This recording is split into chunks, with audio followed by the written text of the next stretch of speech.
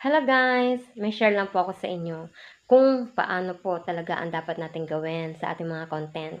Kasi kailangan daw po ay ang original content. Ayan, paulit-ulit dapat original content ang sabi ni Meta. Pero kung ano-ano pa pinagagawa natin, di po ba? Yung mga voice over dyan, ayan. Tapos kinukuha lang natin. Hindi tayo ang nagsasalita niyan guys. At saka po yung mga ginagawa po natin na nagdadabing tayo, hindi naman po natin yung boses. Wala po yung originality. Kaya naman po, sana po itigilan na po natin yan at baka po tayo alisin ni Meta sa Facebook.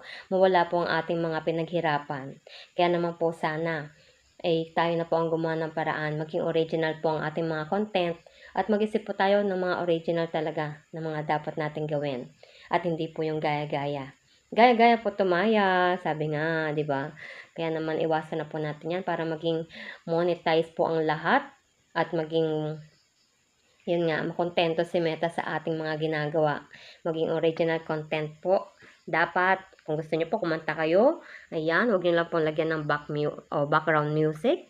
Kasi po, hindi rin po yan pwede kay Meta. Tapos, kung gusto niyo naman, ayan, magsalita kayo ng magsalita dyan sa harapan ng camera. As introduce niyo ang sarili ninyo o kaya gumawa kayo ng mga bagay o sabihin nyo kung ano mga 3 dahilan na pwede kayong ma-monetize agad-agad. Yang ganon. Kaya po yan, pagbutihin na lang po natin para hindi po tayo tanggalin at hindi tayo magkaroon ng unoriginal content. Hindi po ba? Yun na po. Salamat sa pakikinig guys. Happy earnings!